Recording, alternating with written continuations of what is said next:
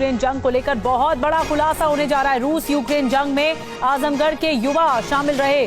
आजमगढ़ के दर्जनों युवा रूस की तरफ से जंग लड़ रहे हैं। जंग से लौटे आजमगढ़ के राकेश यादव का खुलासा है, 5 से 7 लाख में रूस जाते हैं भारत के युवा।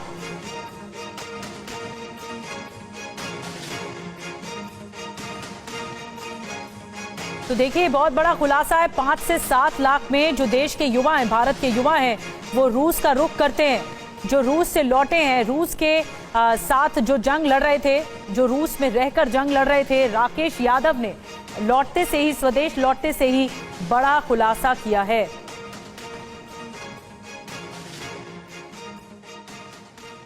तो देखिए, एक तस्वीर सामने आई है जिसमें राकेश यादव दिखाई दे रहे हैं सैनिकों के साथ। और जब वो वापस लौटे, स्वदेश वापस लौटे, तो उन्होंने बताया गया, उनकी तरफ से बताया गया कि भारत के कई युवा हैं जो रूस में लड़ रहे हैं, रूस के लिए लड़ रहे हैं। और आइए अब आपको बताते हैं कि कैसे युवाओं को रूस यूक्रेन ले जाया जा रहा है। रूस से लौटे राकेश यादव ने क्या क्या बताया, क्या बयान दिया है। देखिए, रूस यूक्रेन जंग में भारत के युवा शामिल हैं। ये एक बड़ा खुलासा, अपने आप में एक्सक्लूसिव खुलासा। आजमगढ़ के दर्जनों युवक जंग लड़ रहे हैं और आजमगढ़ के कई युवक रूस पहुंचे। गरीब युवाओं को वहां पर पैसे का लालच दिया जाता है रूस में जंग लड़ने के लिए।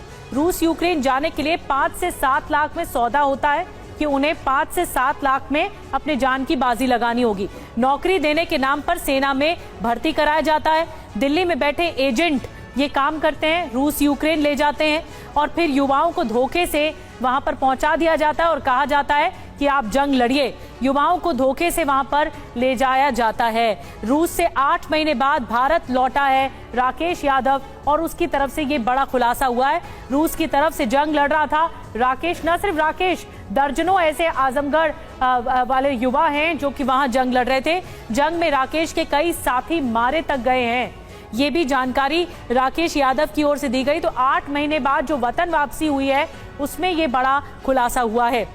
और रूस से राकेश समेत सिर्फ 2 लोग वापस लौटे हैं, बाकियों की मौत हो गई है, जो जानकारी दी गई। जंग में भारत के कई राज्यों के युवा भी शामिल हैं। न सिर्फ आजमगढ़ बल्कि कई राज्य भी बताए जा रहे हैं जिनके युवा शामिल हैं। और आपको बता दें, रूस से जंग में शामिल होकर आजमगढ़ लौटे राकेश यादव से टीवी9 संवाददाता अवनीश उपाध्याय ने बात की है। जाना है कि रूस में उनके साथ क्या क्या हुआ है। राकेश जी, जो घटना आपके साथ घटी है, यूक्रेन के युद्ध में आप लोग वहां पहुंचे थे, आप लोग कैसे पूरी कहानी रची गई थी, शुरू से बताइए। हम लोग जो कि एजेंट द्वारा हम लोगों को यहाँ पर बोला गया था कि आप लोगों को गार्ड की नौकरी होगी जो कि एयरपोर्ट पे या मेट्रो में आपकी ड्यूटी लगेगी। तो हमने बोला कि ठीक है। जो कि बोले थे कि आप लोगों का 2 लाख रुपये मंथ सैलरी रहेगी। तो हम बोले कि बाकी और काम तो नहीं करवाया जाएगा हमसे। तो बोले नहीं, बस यही काम रहेगा आप लोगों का। तो हमने बोला ठीक है।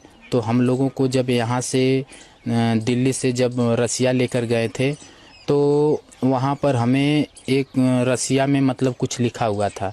तो उन्होंने कहा कि इस पर आप लोगों को साइन करना होगा। तो हमने बोला इस पे क्या लिखा है, हमें तो इसमें कुछ पता ही नहीं चला कि तो रसिया भाषा में लिखा हुआ है। तो एक एजेंट था वहाँ पे सुमित करके, जो दिल्ली में ऑफिस है उनकी, वो वहाँ पर हम लोगों को मतलब एयरपोर्ट से लेकर गया था। तो हमने पूछा कि इसमें क्या लिखा है। तो बोलें कि क्या आपको हम पे विश्वास नहीं है? जब हम आपको इंडिया से यहाँ तक लाए हैं तो कुछ तो विश्वास होगा आपको। तो हमने बोला ठीक है भैया, हम आपके विश्वास पे साइन कर दे रहे हैं। 15 दिन के ट्रेनिंग के बाद हमें फिर युद्ध में लेकर चले गए। तो युद्ध से पीछे ही रखे, 2 महीने युद्ध से पीछे ही रखे। जो काम करवा रहे थे हम लोग मजबूर में काम कर रहे थे वहाँ पे।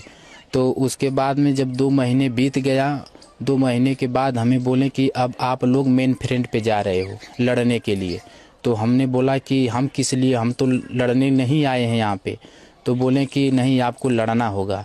जब हमने मना कर दिया तो सारे 2-3 लोग मिलकर हमें मारने लगे लात गुस्सा से, जो जिसी तरह से मारते थे। तो जैसे कि एक लोगों को मारोगे तो सारे लोग डर जाएंगे। तो सारे लोग गाड़ी में बैठ गए, हम भी बैठ गए। उसके बाद में वो लेकर लड़ाई में लेकर हम लोगों को चला गया। जब लेकर वहाँ पे चले गए तो ये नहीं पता था कि वो लोग रात में लेकर गए थे कि उधर से हमें ये न पता चले किधर यूक्रेन है किधर रसिया है।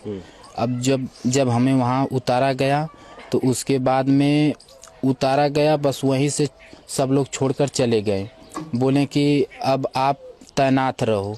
तब तक हमारे बगल में एक रॉकेट आकर गिरा जो कि एक रसिया वाला था, वो तुरंत शहीद हो गया।